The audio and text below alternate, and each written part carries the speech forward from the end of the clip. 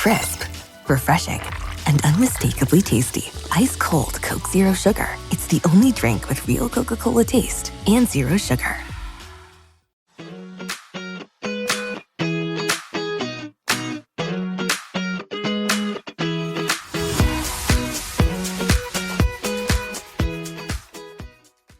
Welcome back to DOCUFILES. I hope each and every one of you finished all 4 episodes of Glitter and Greed. We've talked about it before, but when we do series, we're really going to try to keep it 4 episodes or less. There are some out there that are like 6 and 8. That's just too much. But this one was 4, so it landed right in the sweet spot.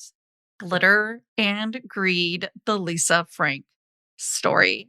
Man, am I excited to talk about this because Lisa Frank, before I watched this, she wasn't something that I thought about in terms of who is this, who's behind this. It was just something that I grew up with, loved growing up, was a little bit into, that lots of my classmates were also into. We all had the Trapper Keepers and the folders and erasers and pens, pencils, whatever was out there, notebooks. We were buying them because there really wasn't similar competition at the time. Your competition was solid colored Mead stuff.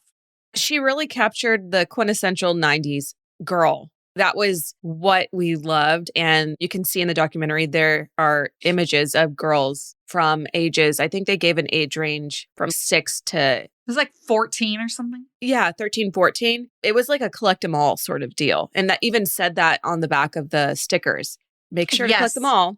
She started with stickers and she was just the rainbow lady. Like even the warehouse, her warehouse in Tucson, all of the storage garage doors are a different color. And they did end up having to leave that warehouse to a certain extent. But now they're saying we're back and they're beefing up the warehouse again. I don't know what's going on, but I have to admit, I wonder and think they may have missed the mark a bit on hitting all of the 90s nostalgia that has been about the last 6 to 10 years. And it does fluctuate every year. I feel like where it's like more 90s, more Y2K. We all know that Y2K is a spin on the 70s because we were emulating what was 20, 30 years before us at that time. But we put this millennium spin on it, a little more shine, a little bit more glitter. But that also kind of ebbed and flowed, a little more 70s, a little bit more like, ooh, we're a new millennium and silver and shiny. But I wonder if they missed it. But I'm not going to lie, there is a lounge fly, which is like, if you are a Disney person or you see those really cute small mini Disney backpacks, those are lounge fly. I really don't know that brand for anything else, but I know they have other things. Lisa Frank has a lounge fly backpack that I discovered. And I was like, ooh, kind of like that. Are you going to order it? I don't know if I could rock it these days. I want it as like a piece, but I just don't know if I would rock it enough because it is still very loud, which is the brand. Color, color, very bold. When you think rainbow, it's still not like the rainbow bright rainbow. No. What do you call that? It's just like a bold, bright rainbow. Yeah, it's a lot of the bold colors. And I was looking at an article referencing the docuseries, and they refer to Lisa Frank as a rainbow connoisseur. And that is the perfect encapsulation of who she is and what the brand is. I should say who Lisa Frank Inc. is, not necessarily. Well, I guess Lisa too, though. We learn a little bit about Lisa in the documentary or docuseries, and she was just as bright as her brand that was eventually going to be born and come into the world. She was born in Detroit. She ended up moving to Arizona for college and stayed in Tucson, which, as we know now, is, like you mentioned, where her huge warehouse is and where she really grew the brand to prominence and lost it as well. Listen, I don't blame the Michigan girl for staying in Tucson because, well, Michigan is beautiful. It is cold. So it's funny to me. She snowbirded to Arizona for school and stayed there. Also, when you go to school somewhere, it's easier to build a life there. But that always kind of hit funny for me. I'm like, oh, little snowbird that she was.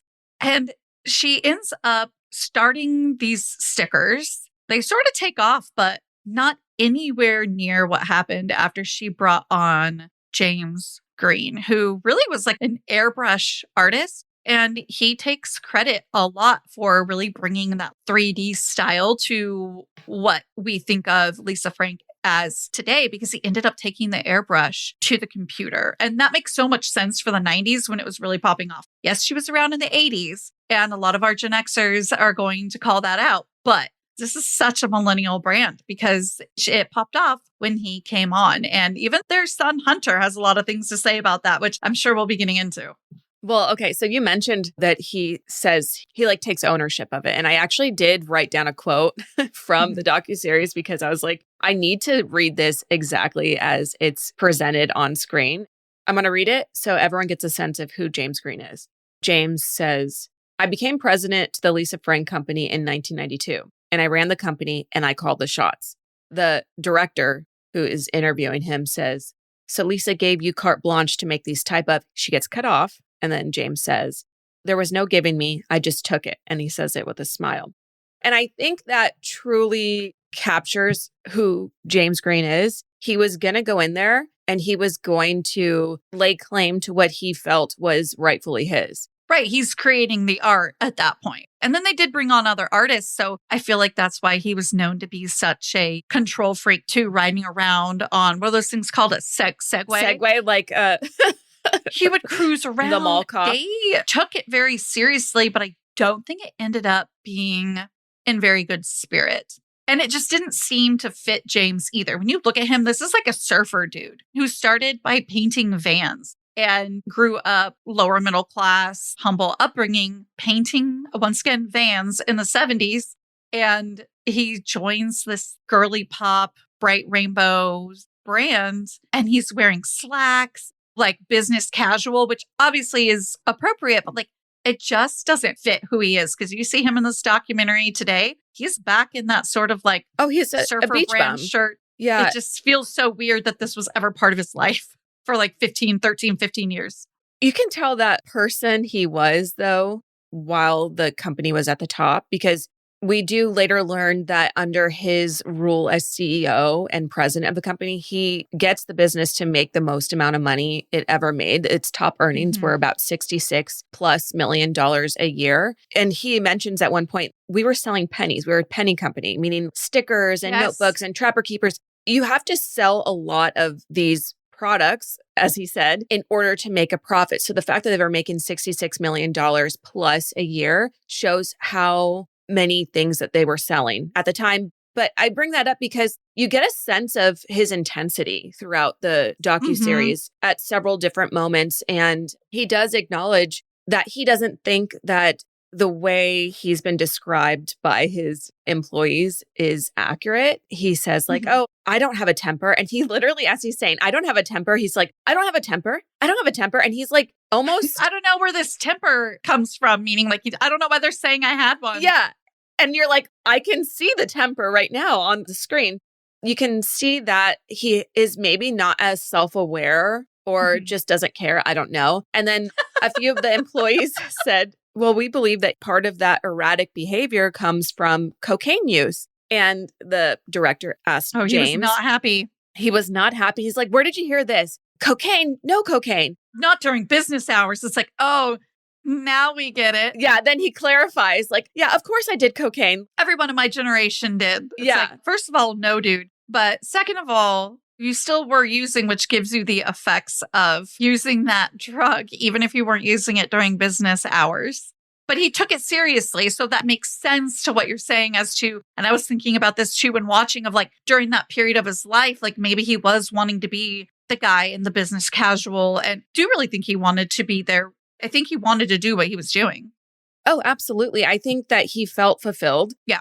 Obviously, he was really good at it because he made this sticker company into this global brand. But the way that he's described is dripping of money, where one of the ex-employees says, oh, he would wear these $400 leather shoes, which would be like $800 a pair of shoes now. And then another person described him as, oh, you know, James, I'm sure he walked by Cologne wafing and they had a private jet. And he was living the high life with the outfits, the private jet, the cocaine use, which one of the other employees references it as a rich people habit. And so he really did embrace that lifestyle that this company provided for him. And Lisa did too. And I think that this is where, even though they weren't a great match. And there's a part where Hunter is talking about how his father thought that the marriage would only last probably 10 years, and it did. And Hunter also talks about feeling like the marriage of his father to Lisa was... Who he references as Lisa, by the way. He doesn't call her Yes. mom. He calls her by her first name. He does not call her mom. It's not long after Lisa brings James on that they do start to go from like friends to more romantic. And then, as I'm mentioning, get married, into which Hunter says, I kind of remember growing up feeling like, yeah, this marriage is not going to last. Like he knew as a kid, or at least in hindsight, he's recognizing now as an adult that this marriage was ending. Now, he was also born when I think Lisa was somewhere right around 40. She had both boys somewhat later in life. Yeah, she was a bit of an older mom. I can say that as an older mom. I think that she took the motherhood approach as I want to be home with my kids, which is ironic because it sounds like even though she was home with her kids, she wasn't mentally present or very nice to them. Well, at least to Hunter, because it seems very clear that there was a split in how Hunter felt Forrest was treated. And we can't talk about their names, Hunter and Forrest, which are nice names, without recognizing. Yeah, acknowledging, that their full names are Hunter Green and Forrest Green. And it was not a mistake. It was not an oops. It was not a like, oh yeah, I thought that was like cute, but I really liked these names. No, it was chosen because the last name was Green, and we all know it. And so they're shades of green. So fitting for Lisa Frank to marry into a color as a last name. Like these things, the universe just is not making mistakes here. And there was a joke that if they had a next child and it was a girl, they would name her Kelly Green, and it would just progress from all the different shades of green. So let's back up a little bit for the listeners that maybe didn't get a watch or are wanting to know a little bit more about it before they dive in on their own. We did acknowledge that they had 2 children together. We acknowledged that it was a pretty shaky marriage. It turns out that she had threatened divorce countless times throughout their marriage. So it wasn't a surprise every time she would say it, but it was a surprise when she finally pulled the trigger to do it. Yeah, I think it was James or Hunter that said, like, how many times can you say divorce or you're going to leave before it actually just happens? And I think that was their trajectory. What I thought was interesting was, as we acknowledged that they have 2 children, so Hunter and Forrest, only one of the sons appears in the documentary. And it's sort of split down the middle. So there are 4 people in the family, Lisa, James, Hunter, and Forrest. And one parent got one son and the other parent got the other son. And it didn't work out that way in custody. It just was, this is who I get along with better. When Hunter was 14, he was still living with Lisa, and he went to his father, James's house, and he started crying when he was supposed to have to leave and go back. And he was just so overwhelmed and anxious about all of it, did not want to go back to living with Lisa. And well, James remembers saying, like, I don't have a choice. I'm pretty sure Hunter never went back. That was that. He was about 14 when he lived with James, who is Hunter's favorite person in the whole world. And I think that that speaks to their connection, regardless of things that James has done in the past. As a dad, he's his son's favorite person. I wondered about that connection because it almost bordered on obsession with his father. Wanting to prove himself to him kind of thing. Yeah, because he talks about his tattoos, and I'm talking about the son right now. He references his tattoos in the documentary as he's doing his interviews. He has several. They're all over his arms, and he's going over them piece by piece. And he says, this one is a character my dad drew. This one's a character my dad drew. This one's a character my dad drew. This is a new one. Then he says, these are my dad's initials because he's my favorite person ever. I love him more than myself. It almost felt like a red flag, this moment, because it felt like... Well, it's an unhealthy attachment. Yes, sure. I understand like a parental and child bond. Clearly, he felt wanted by James versus how Lisa treated him. But it was almost like, did James love bomb him? What's the dynamic? Why is he loved and adored by one son and ignored and not have a relationship with the other? Was it because of Lisa's interference? Was it because of his own behaviors in the family dynamic? I don't know, but it just felt weird to me. If you've been thinking about starting a GLP-1 weight loss journey, Ro makes it simple. With Ro, you get 100% online care, access to clinically proven FDA-approved medications, side effect management, dosing support, and more.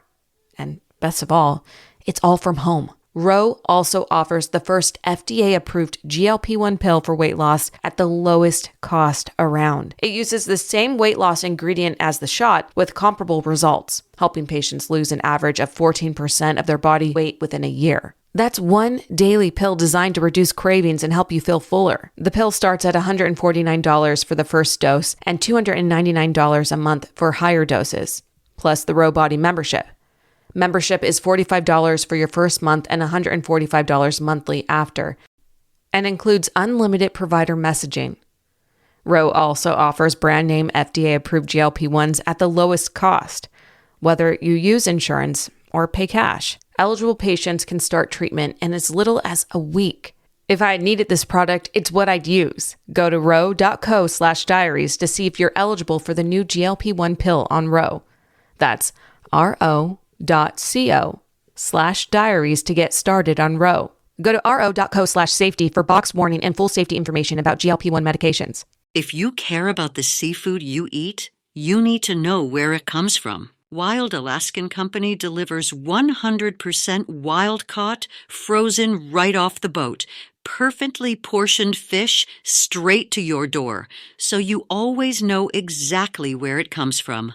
That means no antibiotics, GMOs, or additives. Just clean, real fish that support healthy oceans and responsible fishing communities. Get seafood you can trust.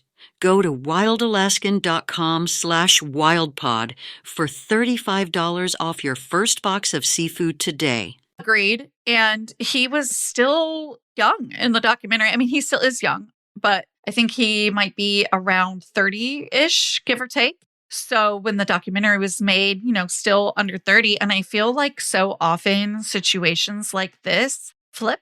I think you sometimes see like a flip. So it wouldn't shock me if becoming a dad himself, if that is a path that comes his way in life, may shine a light on certain things. I don't know.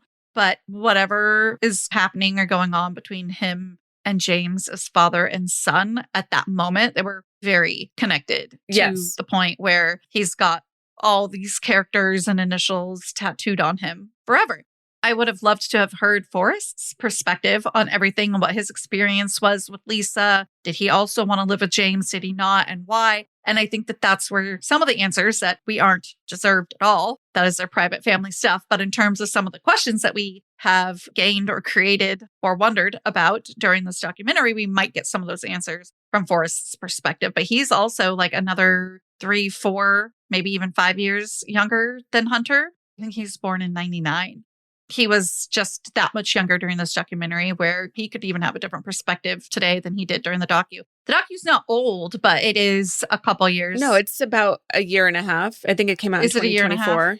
Oh, yeah, it is. It's like 2024. So they're still growing up a bit, but they're in like 20s and 30s now.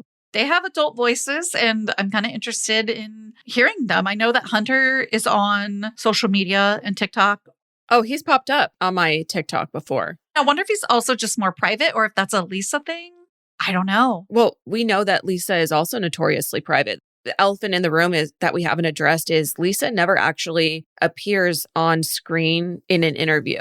She has a statement released to the production company about the documentary, acknowledging that something's going on, but stay tuned. So many exciting things are coming your way for Lisa Frank. Yeah, she basically says, I've loved art forever. She kind of loves her Lisa Frank brand, and stay tuned. The best is yet to come. That's what it ends with. And it is a lovely statement, but you just go, this is so different than what we learn, Lisa. Like, come on. Every episode ends with that statement because it says when Lisa's camp was reached out by the production company, that was her statement. And I have to wonder if it was a move that she was told to do from her lawyers, because I feel like the first few episodes where James Green does appear, he looks really bad. And he's sort of vindicated as the docuseries goes on, but I can't imagine Lisa, who starts out looking bright and shiny and rainbow colored, would look great at the end of the documentary. And Mhm. I can imagine that's why she stayed away from it, or at least maybe was advised to stay away from it. And because Forrest is probably the one person who is closest to his mom at this point, He would never. he wouldn't, because she wouldn't want him to. Right. I think given what happened when they were like 14 and 10, Hunter starts living with James and he stays with Lisa. That's a very formidable time. And it seems very clear that not only did Hunter just prefer James as the live-in parent, if you will, there were things with the divorce that he seems to be taking opinions on, which I think Oh. is always so sad. I don't care how old a child of a divorcing couple is, whether they're divorcing when they're in college in their 20s or their 30s or whatever, or they're 5, 10 years old. Like, it's so damaging and it was sad. But he also says something about Lisa being very litigious. He says she loves to sue the crap out of everybody. We kind of see this side of her in the documentary. We hear about these things. We see that side of her, and he acknowledges that he was posting videos on his social media pages. One went viral in literally a half a day, and he Mhm. chose to pull it down. And when the director asks him, well, why did you do that? He says, because my mom is litigious. And she says, the director asks, well, do you think your mom would sue you? And he says, yes. Yeah, she would. We got to get into this side of the documentary or the story that's presented.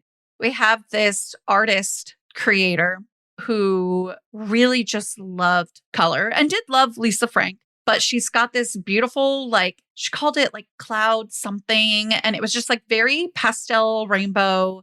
And it was her apartment that she lived in. And it was just beautiful. And she would paint and she made this flower. It looked like a big art piece, but she made it on the wall out of flowers with like actual, probably fake flowers, obviously, so that they wouldn't die.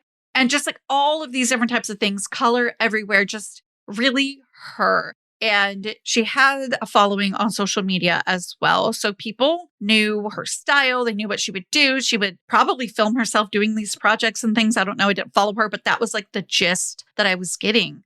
And all of a sudden, one day, who follows her but Lisa Frank? And they sort of started interacting with each other a little bit. Nothing with much depth or longevity, but maybe a different picture, a comment here on that, a new art project, maybe a DM about that or whatever. Like, they showed a couple of these back and forths. And it just made her feel like, wow, must be like a really wonderful person. She even says something like that. Like, I just pictured that. Lisa behind the keyboard. Yeah. Yeah. And that she was just really nice and supportive. Well, Lo and behold, and all this information starts coming out about this, she teams up with hotels.com and opens up a Airbnb style type place where you can stay that is all things Lisa Frank. Now, you might say, well, she didn't invent rainbow, and that's fine. But I mean, this is a creator. she opened it up in the building across the street from the girl, though. Thank you for including that piece of information. It was across the street. The creator had no idea of what was. Well, people thought she was involved in the installation and she was getting congratulated. Yeah, they said congratulations. And she should have been. She should have said, what you did to your house is amazing. I want to team up with you. Because, by the way, this is a creator who, when this hotels.com collab opened, she wasn't able to make rent. Well, because she was kicked out of her apartment. And she ended up being evicted because she had been late so many times. And it happened to be the week or the day that it ended up opening, which is absolutely A gut punch. wild. It was a gut punch. It messed with her livelihood too a bit, because it's like, you took this idea from me on how to make your home look like this. Like, yeah, you made a warehouse look a bit like this, and you make trapper keepers and folders, but I brought this idea to like a home. You could have brought me on. You could have paid me for even one consultation as an interior designer of sorts or whatever. But it's like, no, she didn't. And Lisa, because what we were talking about a minute ago about like suing your son. Well, this is a person who, when finally legal action was underway, Lisa starts countering anybody that comes up against her. She doesn't care. And this happened. I can't remember if it was with this creator as well, but this definitely happened with Glamour Doll, which is a makeup company that she was also actually physically collabing with. And this is a baby brand. They were very excited to hit on the 90s nostalgia that was happening at the time, though. And they really wanted to make this happen with Lisa. And they were like, hey, sure. Like after they like pitched, like Lisa wants to talk to you. She does. Things start popping and cracking, but they are shocked at how Lisa starts treating them and acting about everything that's made. She makes all of these switches and all these things. Well, it ends up costing them a lot of money, almost $800,000 at least. It's horrible. I don't want to brush over because it is so important to the docuseries and just the lore of Lisa Frank is they knew what kind of person she was in business.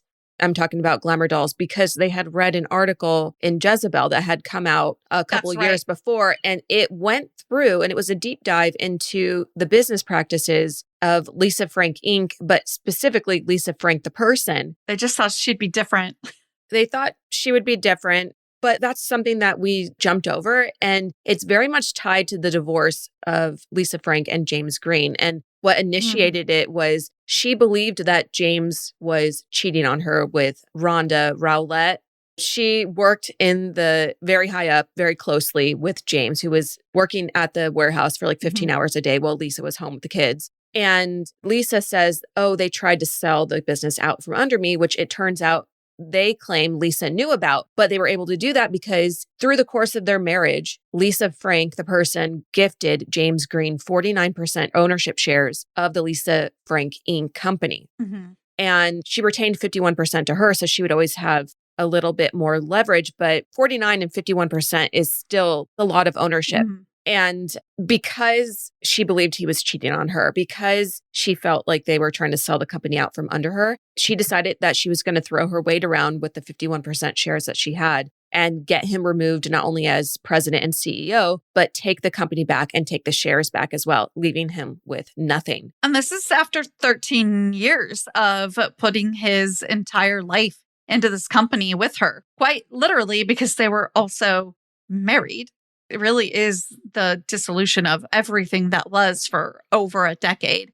I'm not sure if it was mentioned, but Rhonda was their HR person. She hired everybody and she fired everybody. And they asked Rhonda, like, how many people did you fire? She's like, oh, a lot. She seemed a little proud of herself, to be honest. It was weird. But then they're like 100. And she's like, I don't know, what did she say? Probably, or maybe more than that, something like that, because there was just a really high turnover. These people had horrific experiences working there. You've got a diabetic who, when he was asked to stay longer, needed not only a lunch break, but a dinner break. Like he's been a type 1 diabetic forever. And when they extended the work time, he was like, okay, well, I'm going to have to eat. And then he goes to leave and Rhonda's like, where are you going? So I feel like Rhonda really hid behind this, like, oh, I'm elderly now because she's like 70. She played it up because there's even this moment where she did, where they ask Rhonda if she had an affair with James and she starts crying on camera. And then her husband comes out of the shadows of the set and he goes, are you tired? Are you upset now? No, or he doesn't even say, are you upset? Because she's like crying. He says, are you tired? He says something like that, right? Yeah, something to that effect. Like he's checking in on her. Yeah. And they've been married for like over 50 years. It'll be 50 years. Yeah.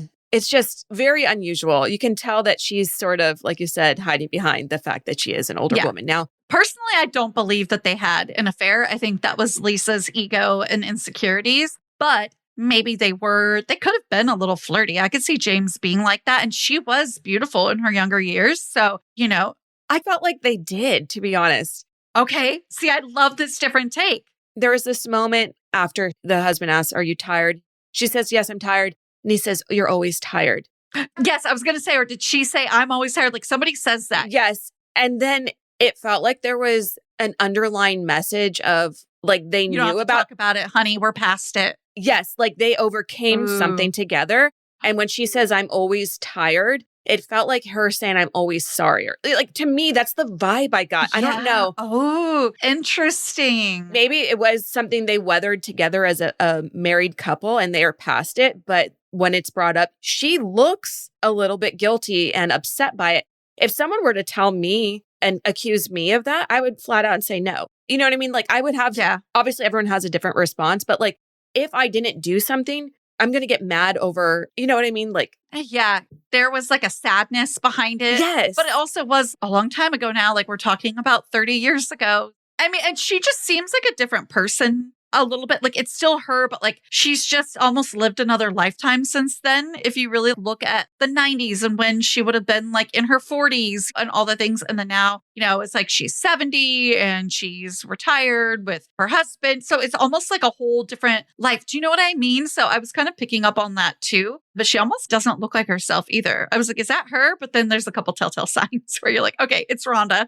You mentioned that it's almost like a different lifetime ago for her. It was a different lifetime ago for most of the people that were involved in the docuseries because look at James. All of them, you see pictures of them and it's 2 decades before. James is a completely, I believe, a different person. It seems like he's maybe not healed, but just a lot happened to him. He experienced a lot of loss, as we were talking about. He did end up losing the legal battle to own 49% of the company. So he lost the company. He lost his marriage. He lost contact with one of his sons. Yeah. His whole world came crashing down on him. And it sounds like he was not a great person in business. They even talk about him possibly flipping tables. And when they ask him about it, he says, well, I hope so. So he's not like completely healed, but you have to grow a little bit, at least when you lose that much. It's clear he was never the same. Lisa Frank did buy him out. I think he made $35 million, which, by the way, that was kind of brushed under the rug too when we see him later on.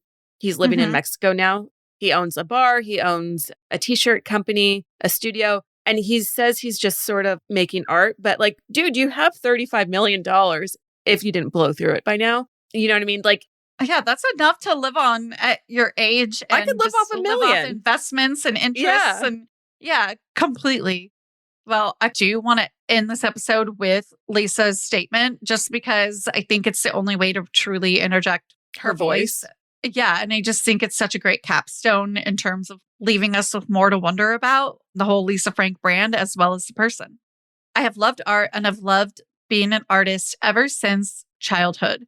Lisa Frank Inc. is a result of that passion. I am incredibly grateful for the amazing artists and team members who helped bring my vision to life. I'm so excited about the future as the next generation takes the helm. Stay tuned. The best has yet to come! !